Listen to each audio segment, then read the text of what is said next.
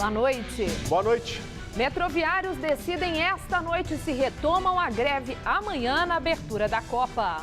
Alckmin afirma que não vai faltar metrô, mesmo se houver paralisação. E o clima do Mundial toma a Avenida Paulista e o Itaquerão passa pelos últimos ajustes. Com renda baixa, famílias de sem-teto têm dificuldades em comprar imóveis do Minha Casa Minha Vida. Joaquim Barbosa manda segurança retirar advogado de Genuíno do plenário do Supremo. Ex-diretor da Petrobras, Paulo Roberto Costa, volta a ser preso por suspeita de corrupção.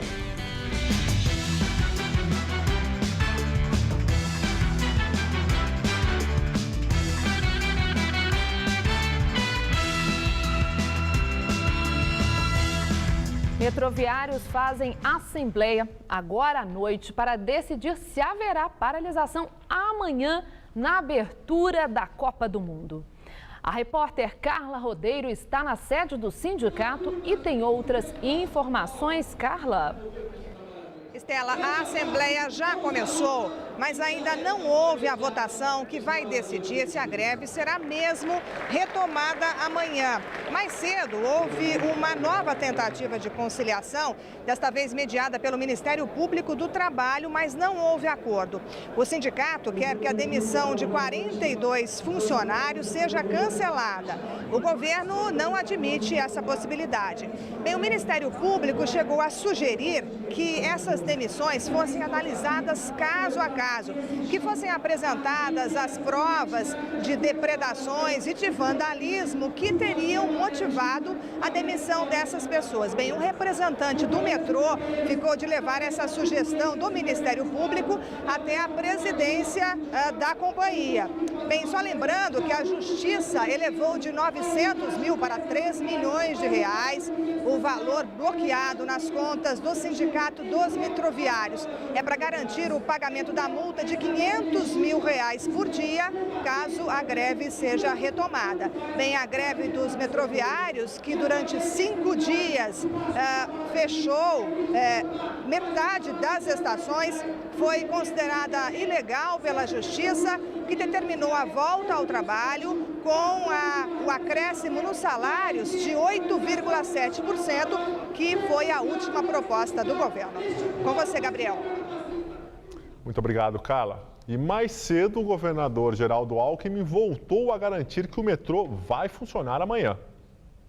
Nós não vamos fazer especulação. Na realidade, nós entendemos que não tem sentido mais ter nenhuma greve. O que nós temos que agora é cumprir a decisão judicial e estamos preparados para amanhã. Amanhã nós teremos trem e metrô na abertura da Copa do Mundo. No entanto, Alckmin negou a existência de uma lista com nomes de pessoas a serem demitidas, caso a greve aconteça amanhã. Não, nós não pretendemos demitir ninguém. Agora, em relação aos que foram demitidos, eu acho que o país está cansado de impunidade, está cansado de hipocrisia e está cansado de solidariedade seletiva, né? Foi realizada hoje a reconstituição da morte do zelador Gesi Lopes, assassinado no prédio onde trabalhava na zona norte de São Paulo. O casal Eduardo Martins e a esposa Ieda Cristina Martins estiveram presentes na reconstituição. O publicitário confessou ter esquartejado o zelador, mas afirma que ele teria morrido acidentalmente após bater a cabeça no batente de uma porta durante uma discussão entre os dois em 30 de maio. Eduardo foi preso em flagrante 3 dias depois, na Praia Grande, litoral paulista, quando tentava queimar o corpo de Gesi. Os investigadores acreditam que Ieda teria comprado fita adesiva e o fitilho que poderiam ter sido usados para amarrar o zelador. Por este crime, ela foi solta, mas está detida por outro, o suposto assassinato do ex-companheiro em 2005, na capital fluminense. A umidade que vem do oceano espalhou muitas nuvens por toda a faixa leste paulista e o sol mal apareceu hoje. Mas olha, o tempo muda. Amanhã, a abertura da Copa do Mundo, o dia promete ser de muito sol, céu azul e chega até fazer calor à tarde, bem na hora do jogo de estreia do Brasil. Mariana Armentano traz os detalhes da previsão para o estado de São Paulo e todo o Brasil.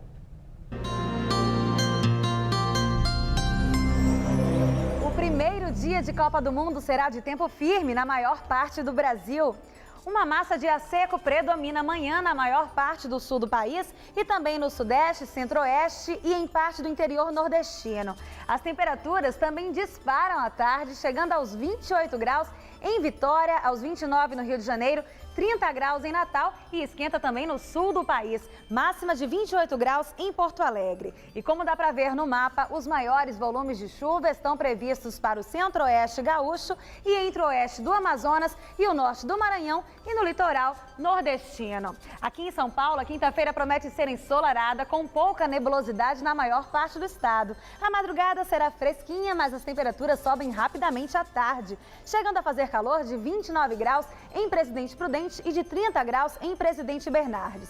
Calorão também de 30 graus em Ribeirão Preto e na região de São José do Rio Preto.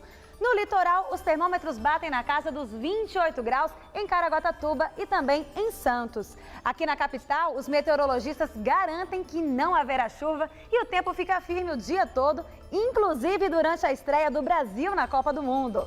Amanhã, temperaturas agradáveis. Os termômetros chegam à marca dos 25 graus à tarde. Na sexta, a máxima sobe para os 27 graus. E no sábado, a máxima prevista é de 25 graus. Eu volto daqui a pouco no Jornal da Gazeta, edição das 10. Até lá! Presidente do Supremo Tribunal Federal, ministro Joaquim Barbosa, expulsa do plenário o advogado do ex-deputado federal José Genuíno. Senhor ministro presidente, pela ordem. Pois não? Não quero de forma alguma atrapalhar os trabalhos dessa corte. Processos penais, execuções penais têm precedência sobre qualquer outro assunto. Há um agravo de José Genuíno Neto que está pautado, concluso a Vossa Excelência, não está pautado e por isso mesmo eu venho a Vossa Excelência vai pautar? Para dizer, eu não venho pautar, venho rogar a Vossa Excelência que coloque em pauta, porque há parecer do Procurador-Geral da República favorável à prisão domiciliar deste réu, deste sentenciado. E Vossa Excelência, ministro Joaquim Barbosa, deve honrar esta casa e trazer aos seus pares o exame da matéria. Vossa Excelência mandou que ele voltasse ao regime semiaberto. Nós pedimos a Vossa Excelência que ele viesse a regime Eu agradeço a Vossa Excelência. O Procurador-Geral da República aqui, doutor, já não pode cortar a palavra. Eu vou continuar falando. Eu vou pedir a segurança para tirar esse senhor daqui. Tire a segurança para... Eu pegarei Vossa Excelência Sim, também. vai pegar. Por abuso de autoridade. Quem está abusando de autoridade é Vossa Excelência.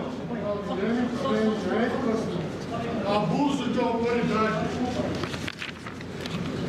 A República não pertence a Vossa Excelência e nem a sua grei.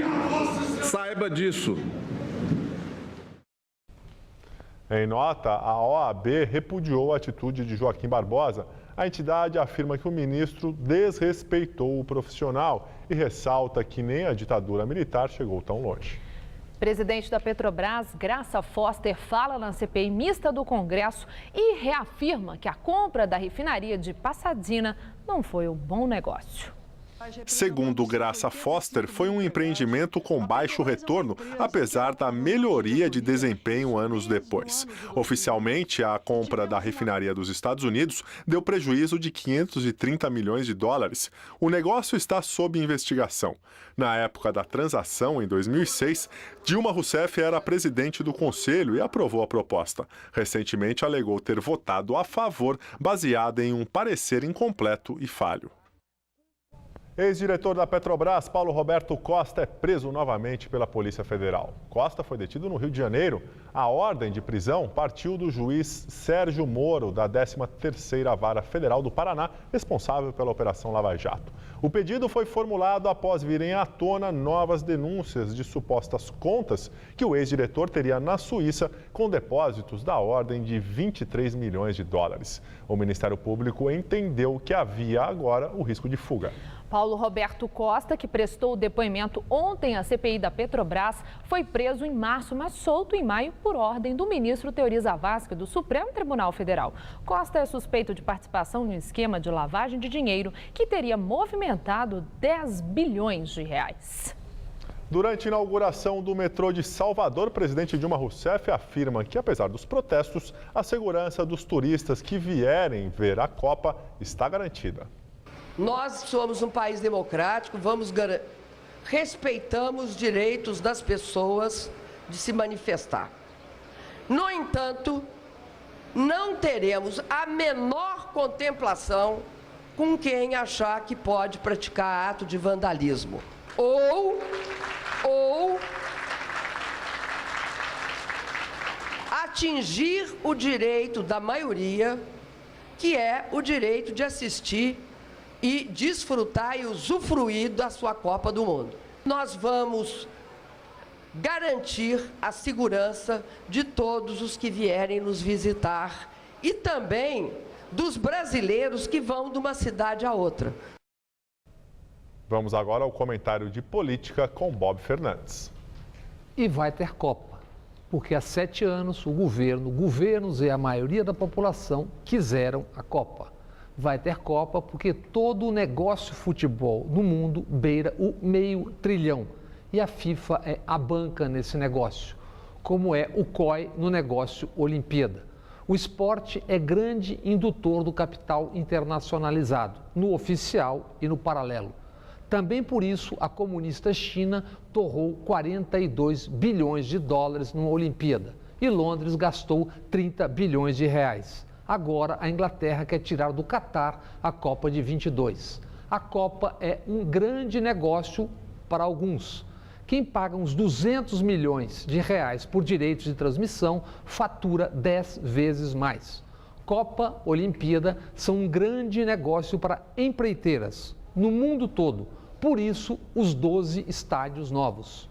Vai ter Copa porque empreiteiras, entre outros, financiam campanhas eleitorais por todo o Brasil para candidatos de todos os grandes partidos. Protestar é direito e dever do cidadão, como é dever do Estado impedir que protestos agridam a lei e o direito coletivo. Vai ter Copa e não é demais lembrar. Os Estados Unidos se tornaram império ao impor seu poderio econômico-militar, mas também ao conquistar corações e mentes. Conquistaram com Hollywood, com Jesse Owens vencendo Hitler, com o beisebol, o jazz, o pop, o basquete. O Brasil, sem pretensões de ser império, se espalhou pelo imaginário do mundo a partir de 1958, desde Pelé, Garrincha e companhia até Neymar. Gostem ou detestem, Brasil e futebol são indissociáveis aos olhos do mundo. E isso, saibamos, tem enorme valor. Com muito ou pouco protesto, vai ter Copa. Daqui a horas, 3,5 bilhões de pessoas estarão de olhos, corações e mentes voltados para o Brasil. O Brasil com seus enormes, seculares desafios e desigualdades. O Brasil com suas gigantescas e admiráveis qualidades. Boa noite.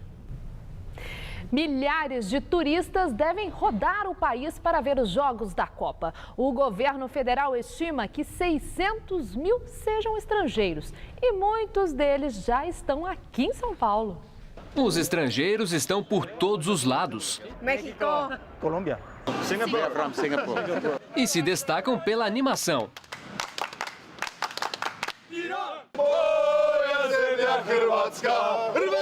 Se falam português? Não. Oi, obrigado. A torcedora trouxe até um manual da língua portuguesa. Por favor, não compreendo. Alguns confundem português com italiano. Buonanotte. Já o placar do jogo, ninguém tem dúvida. 2-1 Brasil. 2-1 Croatia. 3-1 Croatia. I say 2-1 Croatia. 0-0. O torcedor inglês não põe fé alguma na seleção do seu país. Chegar na final, sem chance. No chance. No chance. No chance. A avenida também foi escolhida por essa emissora de TV alemã. A menos de 24 horas do início da Copa, turistas do mundo inteiro já circulam por São Paulo. Enquanto os brasileiros passam o tempo no trânsito, os turistas passam o tempo nos bares da região.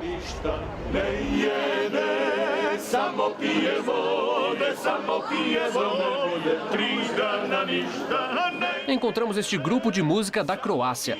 Os músicos acompanham a seleção e costumam cantar nos treinos dos croatas, adversários de amanhã do Brasil.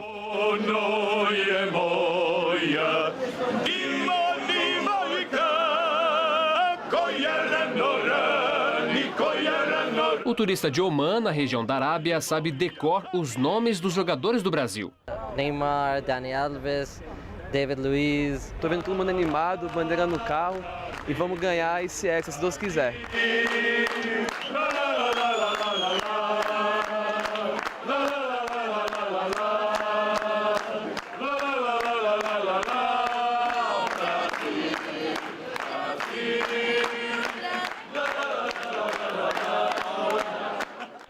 E agora mais notícia da Copa com Estela Gontijo e Celso Cardoso. Pois é, o clima de Copa já toma conta e a seleção brasileira faz reconhecimento do gramado da Arena Corinthians. O palco da estreia da seleção na Copa do Mundo, Celso Cardoso. É amanhã, Estela. Olhos no Brasil e do mundo, às 5 da tarde, se voltam para a Copa do Mundo. Hoje, pela primeira vez, os jogadores conheceram o novo estádio do Corinthians, sede da abertura. A seleção brasileira treinou hoje na Arena Corinthians, que será o palco da abertura da Copa do Mundo. Amanhã, enquanto a maioria dos atletas realizava um jogo em campo reduzido, o técnico Luiz Felipe Scolari chamou alguns jogadores para treinar bola parada.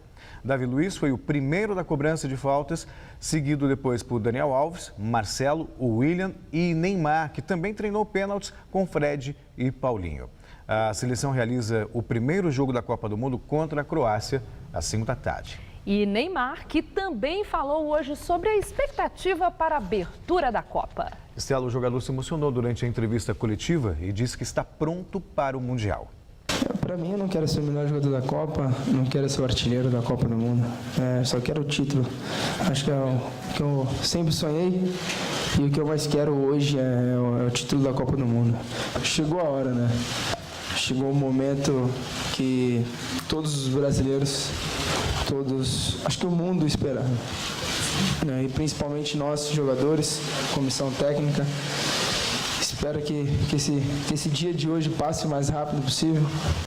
Tá aí, nervosismo. Em São Paulo, as comunidades de italianos, japoneses, sul-americanos, alemães, entre outras, são bem conhecidas e dão a cara da maior cidade do Brasil. E numa metrópole tão grande, é claro que os croatas, adversários do Brasil na abertura da Copa do Mundo, estão presentes. A grande seleção a ser derrotada, começamos com a Croácia.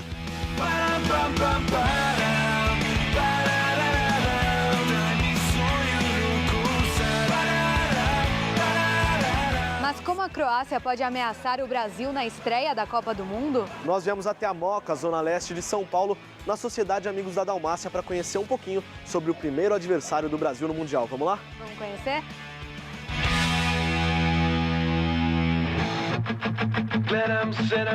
A frase em croata no cartaz traduz o espírito da casa. Naše malo misto. Em português, nosso pequeno lugar. Um lugar pequeno, mas que ocupa um grande espaço no coração da comunidade croata de São Paulo. O xadrez vermelho e branco, um dos símbolos mais fortes da identidade do país, está por todos os lados. Nas paredes, nas camisas, no brasão de armas, até no álbum de figurinhas. As fotos, os quadros e os objetos diminuem a distância entre o Brasil e a Croácia. Brasil e Croácia que, aliás, nunca estiveram tão perto. E graças à Copa do Mundo, o local de encontro entre as duas seleções é em Itaquera, na Arena Corinthians. Mas bem pertinho aqui na Moca também vai ter festa. O povo croata é em alegria, em comemoração, é muito parecido com o povo brasileiro, inclusive até na paixão pelo futebol. Então a gente vai trazer isso para cá também. Vamos à tarde, a gente vai por televisão, vamos chamar as pessoas, beber, comer e torcer. Bastante. O caminho para chegar à Copa no Brasil não foi nada fácil.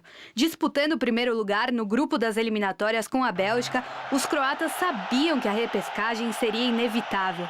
E foi. Mas na disputa pela vaga contra a Islândia, deu Croácia. 2-0 em Zagreb com gols de Mandzukic e do zagueiro capitão Dario Srna. O problema é que o atacante do Bayern de Munique foi expulso e não poderá jogar a abertura contra o Brasil. O provável substituto é Ivica Olic, que marcou 2 gols no último amistoso contra a Suíça. Eduardo da Silva também está de olho na posição. Atenção para Luka Modric. Todas as jogadas saem dos pés do jogador do Real Madrid. Assim como o meia Ivan Rakitic, que tem se destacado na ótima temporada do Sevilha, campeão da Liga Europa. Na defesa, o jovem promissor Lovren, do Southampton, pode dificultar a vida dos nossos atacantes. Aliás, essa mistura de promessas e jogadores experientes é a aposta do técnico Niko Kovac. Uma mistura de gerações que eles conhecem bem. Afinal, não existe melhor receita para se guardar uma tradição. Seja através do futebol, da comida ou da dança.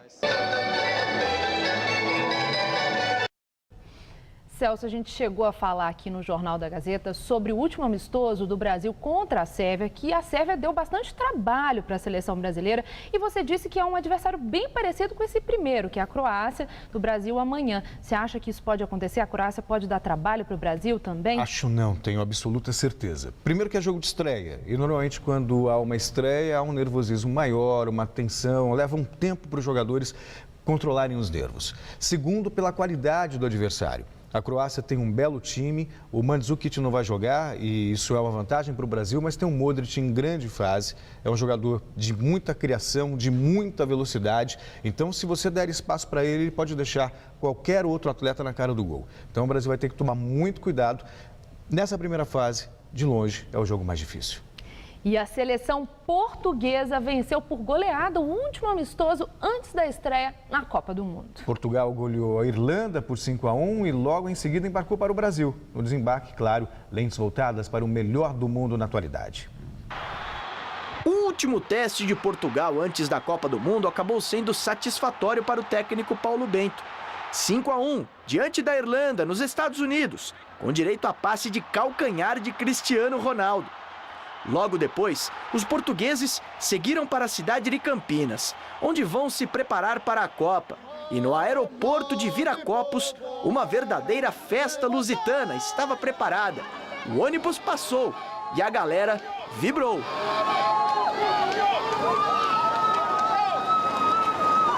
A torcida presente queria mesmo ver o astro Cristiano Ronaldo.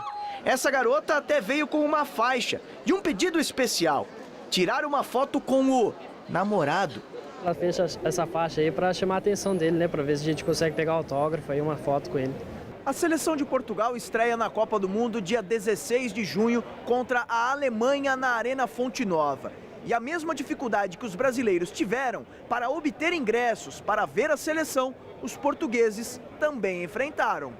Poucos ingressos e muita gente procurando, né? Seria muito bom ir ao estádio, seria muito bom, mas paciência, né? Começa pela TV. Legal.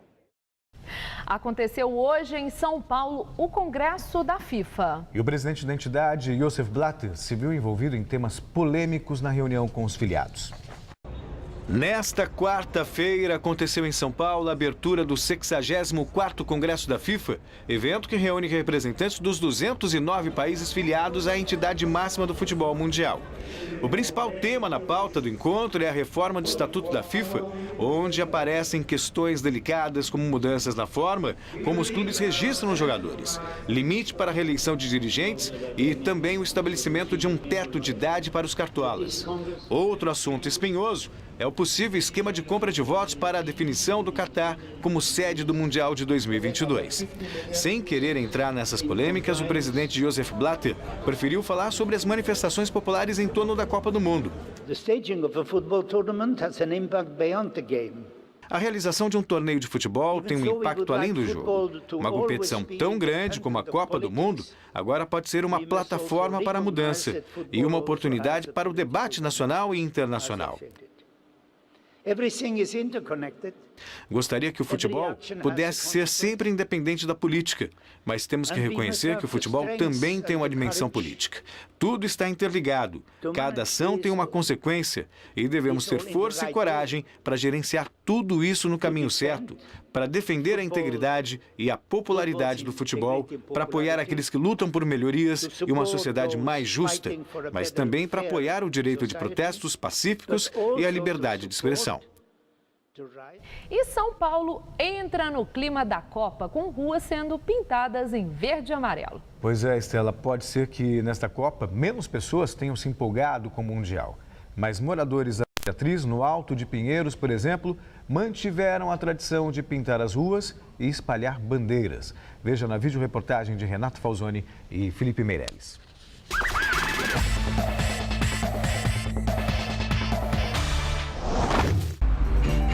Pelas ruas estressantes da cidade de São Paulo, nós vamos averiguar as pinturas de rua.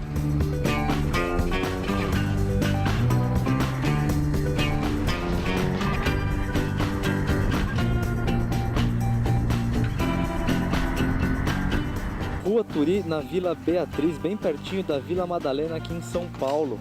Por aqui, os moradores vivem o clima da Copa do Mundo e enfeitam a rua.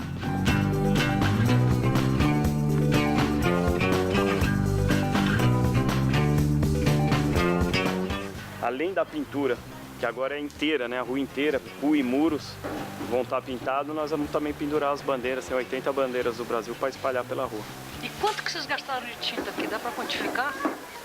Teve muita doação também, tem uma casa de material de construção aqui na Vila Madalena que ajudou, mas assim, que eu já gastei de tinta, R$350. De 18 litros foram 8 latas.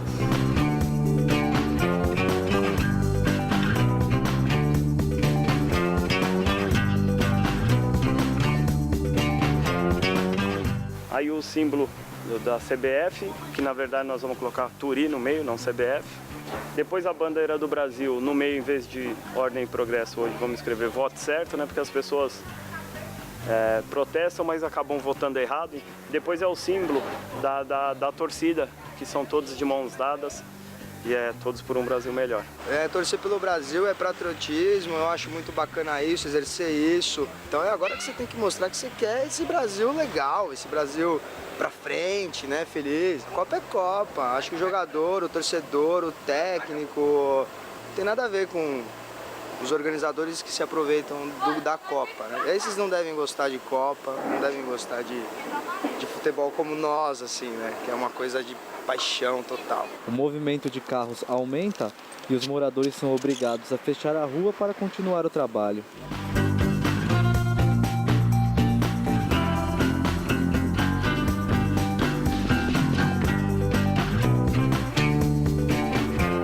É a tradição das ruas enfeitadas, que permanece viva aqui no bairro da Vila Madalena.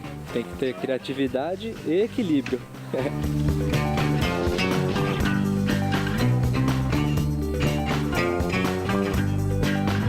Brasileiro com muito orgulho e muito amor. Eu acho que a Copa não tem nada a ver com o que está acontecendo no país. Que isso que aconteceu aqui na Rua Turi se espalhe aí e a gente possa ter uma Copa de muita paz. Vamos! Eu tô na Gazeta! Brasil campeão!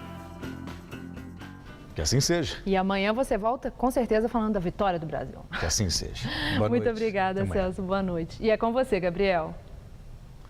Famílias mais pobres do Movimento dos Trabalhadores Sem Teto, o MTST, encontram dificuldades para comprar moradias do programa Minha Casa Minha Vida na capital paulista. Nos movimentos sociais, a maior crítica é que a maioria dos lançamentos imobiliários que se enquadram nas regras do programa federal tem atendido as famílias de mais alta renda. Se não fosse o acampamento do Sem Teto, Beatriz teria um outro destino. Com certeza eu seria uma moradora de rua, sem dúvida alguma. estaria morando debaixo de uma ponte, de algum viaduto, com certeza. Desempregada, com um filho pequeno, ela viu o aluguel da casa em que vivia com a mãe e mais 3 irmãos em Itaquera, na Zona Leste, chegar a R$1.000 por mês. É a realidade de muitos dos acampados aqui. Esta semana, o MTST anunciou ter fechado um acordo com o governo federal para a construção de moradias no terreno apelidado de Copa do Povo, dentro das regras do programa Minha Casa Minha Vida. Mas para isso acontecer, segundo as lideranças do movimento, também será preciso que o programa passe por mudanças. A gente propôs uma série de pontos, né? Um deles foi o aumento do número de unidades que podem ser construídas por cada entidade na modalidade Minha Casa Minha Vida Entidades, né? Nessa modalidade, as entidades elas opinam tanto na indicação do terreno quanto no projeto. Então, com isso, as unidades são maiores e de melhor qualidade em melhores localizações. A inclusão na prioridade de indicação de famílias para o Minha Casa Minha Vida de faixa 1, das famílias que têm grande parte da sua renda familiar comprometida com aluguel, ou das famílias em regime de coabitação, né? Moradias que tem mais de uma família morando. O programa, que já está na segunda fase, é uma das principais bandeiras do governo federal, virou foco de discussões feitas por movimentos sociais aqui em São Paulo. Uma das principais críticas é que a maioria dos empreendimentos imobiliários que se enquadra nas regras do Minha Casa Minha Vida atende a famílias de renda mais alta. O programa é dividido em 3 faixas. A primeira é para famílias que têm renda bruta de até R$ 1.600. Os imóveis de até R$ 76.000 são altamente subsidiados. As famílias comprometem apenas 5% da renda por mês nas prestações. Na segunda faixa, os subsídios são de até R$ 25.000 e imóveis que custam até R$ 190 mil. Na terceira, não há subsídios, mas as taxas de juros são menores. Hoje, há 13.500 unidades contratadas pela Caixa Econômica Federal para a faixa 1 e quase 50 mil para as faixas 2 e 3. Hoje o que acontece é que 75% das unidades, das poucas unidades construídas no Minha Casa Minha Vida faixa 1, são destinadas para a área de risco. O que a gente acha importante, mas a maior parte do déficit habitacional do Brasil e da região de São Paulo é proveniente de famílias que pagam um aluguel muito caro, né? Então a gente quer incluir esse critério na inclusão para que essas famílias não fiquem anos e anos nas filas de espera sem ter sua moradia atendida. O superintendente regional da Caixa diz que o programa tem crescido no estado e na Grande São Paulo, mas que na capital as dificuldades são maiores. O custo do terreno em São Paulo é mais elevado, então você tem uma dificuldade maior no sentido de poder produzir. Quando você consegue viabilizar terrenos, áreas, você tem a resposta da iniciativa privada. Então, nós estamos conseguindo, sim, ter mais projetos aí. A gente vai poder ofertar um número maior de casas para a faixa 1 aqui em São Paulo.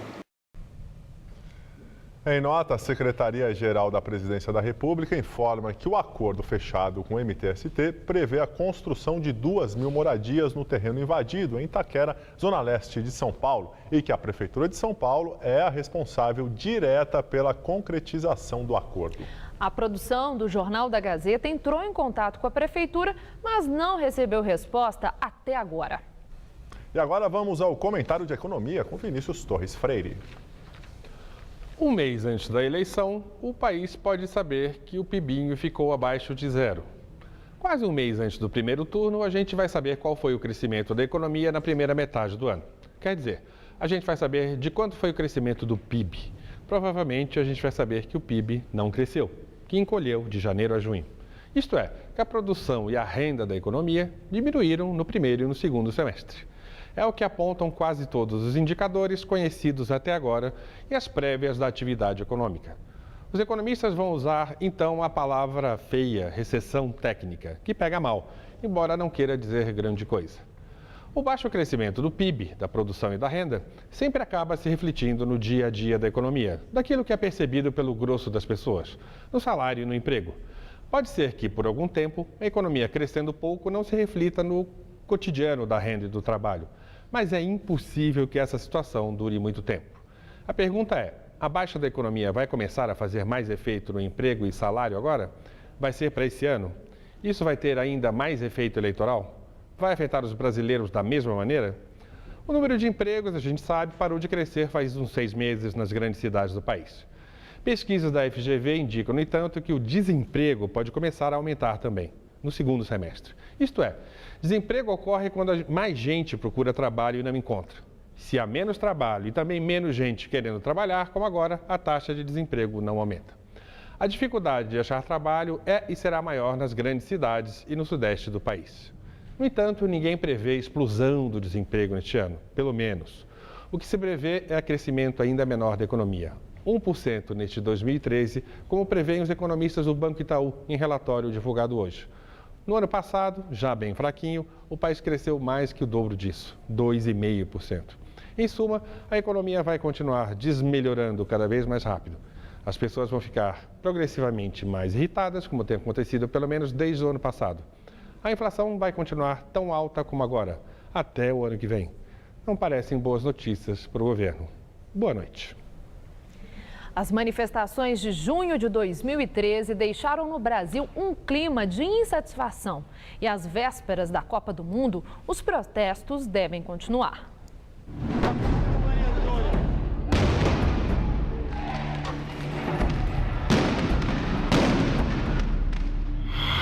Junho de 2013 e as manifestações se espalham pelo país.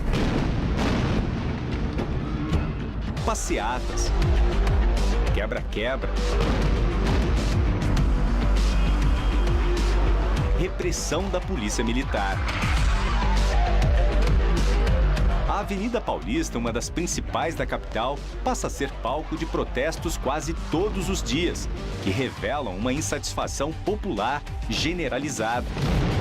Um dos símbolos desse período foi o movimento Passe Livre, que ganhou força ao contestar o aumento de 20 centavos nas tarifas dos ônibus, metrô e trem em São Paulo, anunciado pelos governos estadual e municipal em maio do ano passado. A gente não esperava que, por exemplo, tivesse 30 mil pessoas na rua ou 5 mil no primeiro ato, por exemplo. Foi uma coisa que surgiu e aí as pessoas foram chamando umas às outras. Você via pai e filho, você via as pessoas que chamavam seus amigos, por exemplo, e iam. Outro grupo que ganhou destaque foi o Black Bloc, jovens mascarados e vestidos de preto, que praticam atos de violência e vandalismo durante os protestos. Para tentar impedir sua ação, a Polícia Militar de São Paulo criou a Tropa do Braço, policiais sem armas especializados em artes marciais, como jiu-jitsu. Um ano após ser atingido por uma bala de borracha da Polícia Militar, o fotógrafo Sérgio Silva, que perdeu a visão do olho esquerdo, tenta entender o que aconteceu naquele 13 de junho. Aquela noite foi o pior momento assim da minha vida, né? Porque eu fui exatamente para exercer o meu trabalho, né, para colocar em prática a minha profissão, a profissão que eu escolhi. De repente, passa por uma situação dessa, recebo uma violência gratuita. E esses atos de violência durante as manifestações fizeram surgir, por outro lado, um sentimento de solidariedade, que se materializou em ações práticas de voluntários que se misturaram entre os manifestantes. Coletivos dispostos a ajudar nos momentos mais críticos e perigosos.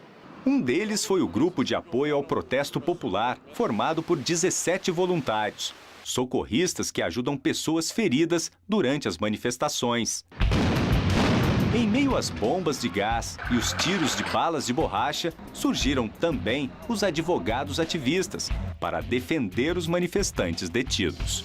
Em São Paulo, a gente tem um inquérito do DEIC, que está investigando aí cerca de 300 pessoas, entendeu? Muitas delas presas de modo aleatório, certo? Sem ligação nenhuma com nenhum ato de vandalismo, com nenhuma organização. A manifestação ela não vai parar por nada. Até agora, início da Copa do Mundo, depois da Copa do Mundo. Tem uma manifestação marcada para o dia 19, não vai ter tarifa, que é exatamente para reivindicar os gastos que foram feitos com a Copa, que estão aí, né? Não foi feito para o povo.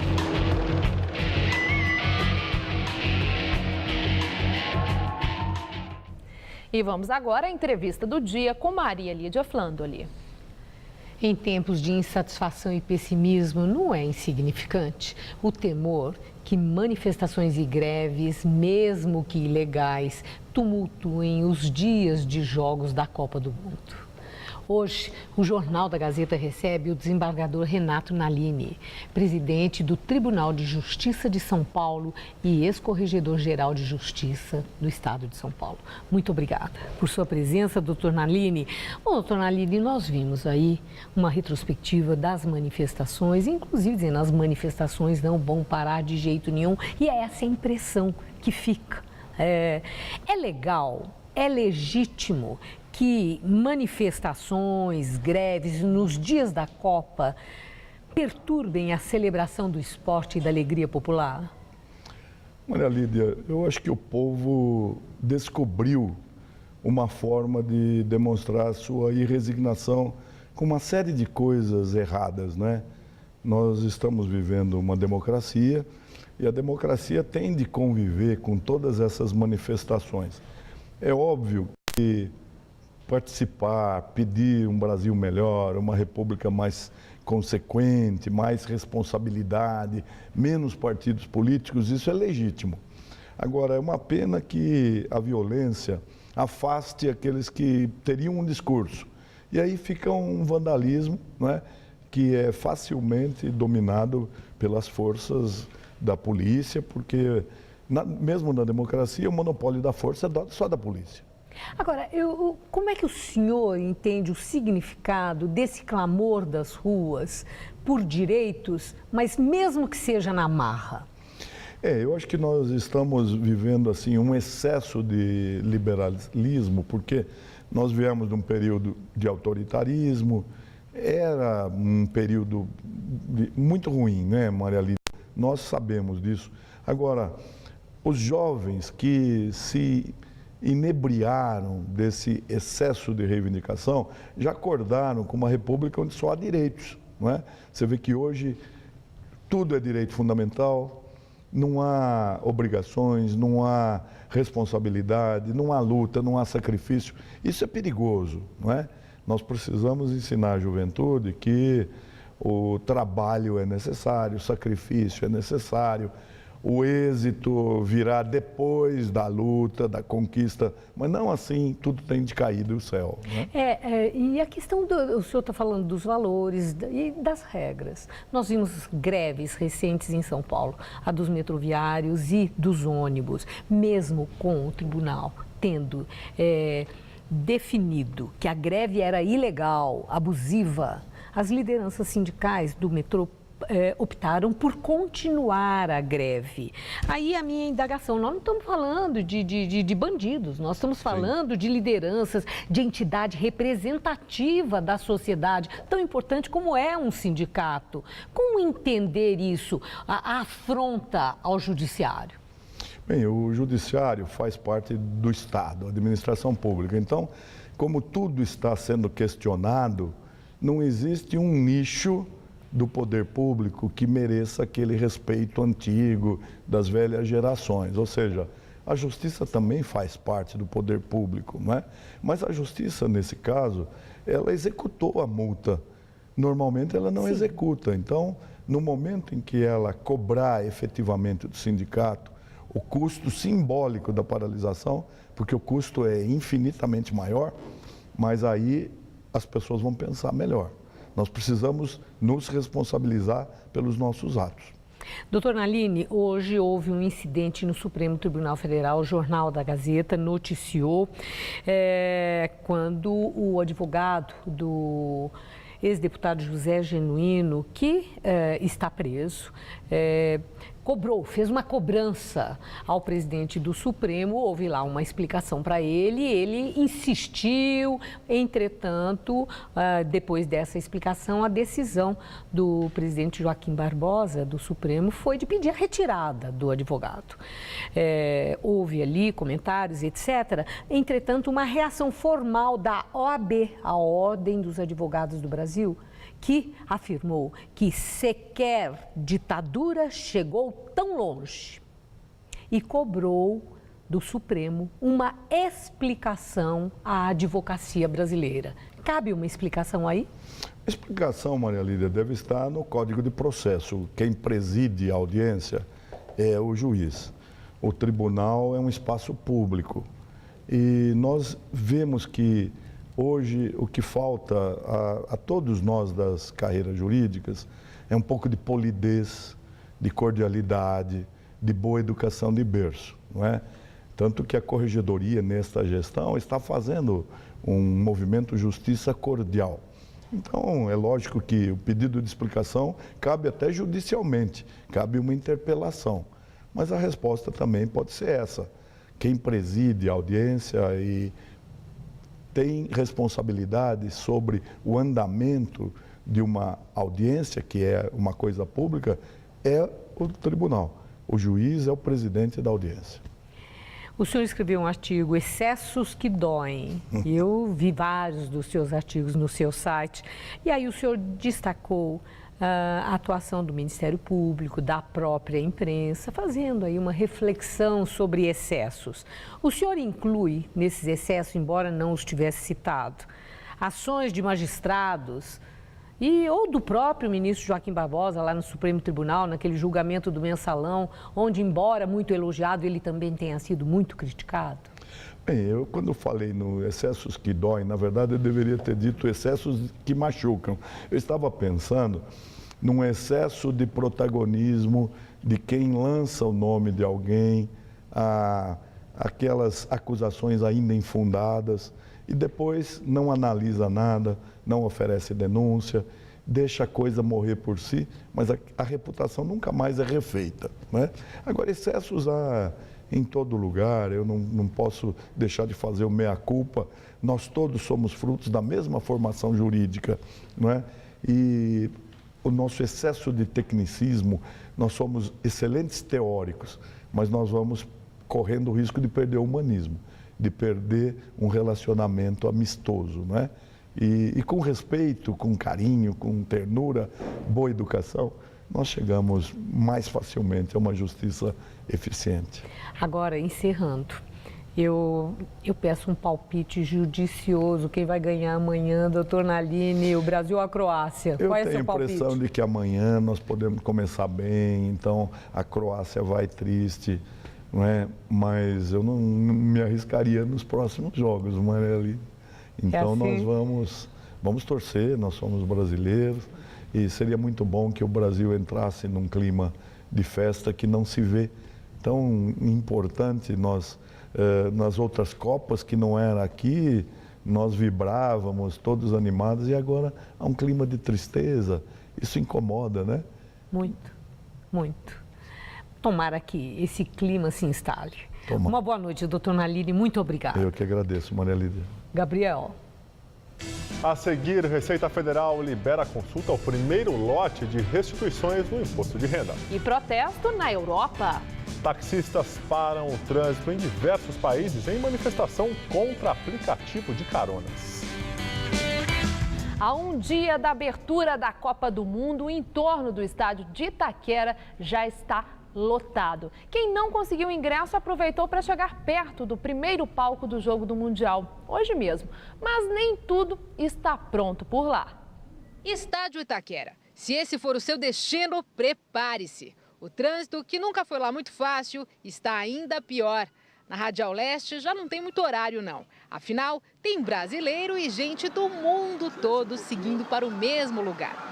Os ambulantes aproveitam essa lentidão para vender bandeiras e camisetas do Brasil por R$30 cada.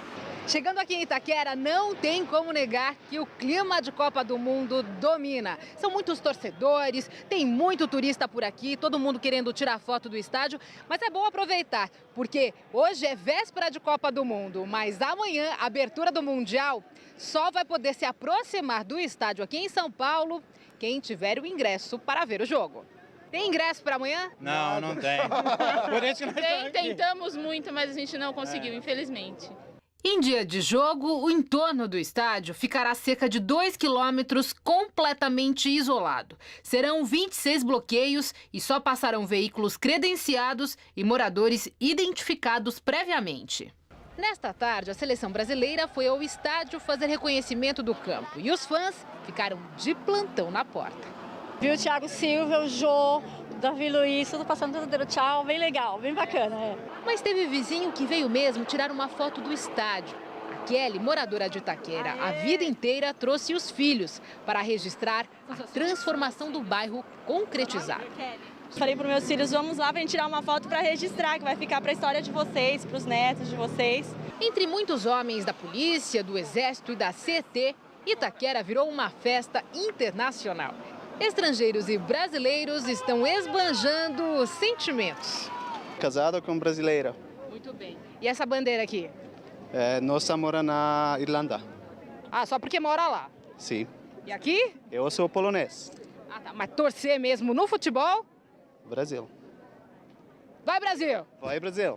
Ah, mas eu volto na minha realidade de brasileiro. Hoje eu estou com a alegria do Brasil, do povo brasileiro. Estamos a poucos passos aqui do estádio da abertura da Copa do Mundo, mas do lado de lá da avenida tem obra. Um pouco mais à frente, mais uma obra. Portanto, 24 horas antes da abertura do Mundial, ainda nem tudo foi finalizado.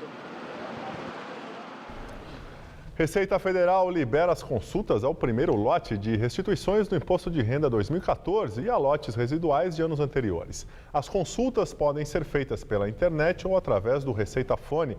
Serão pagos R$ 2 bilhões a 1.370.000 contribuintes. O valor será depositado no próximo dia 16. Idosos têm prioridade no recebimento. Até dezembro, serão 7 lotes.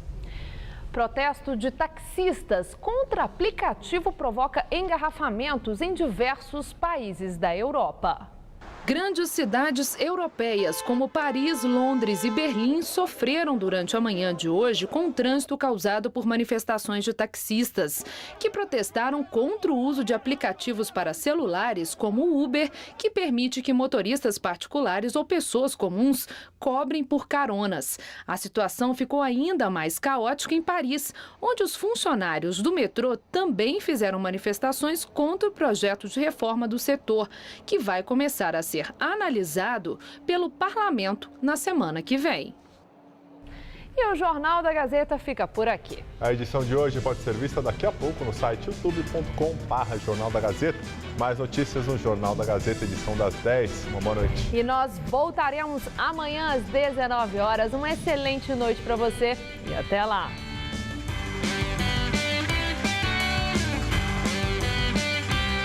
Hoje, 10h30 da noite, o cantor Carlos Navas leva sua MPB ao todo seu.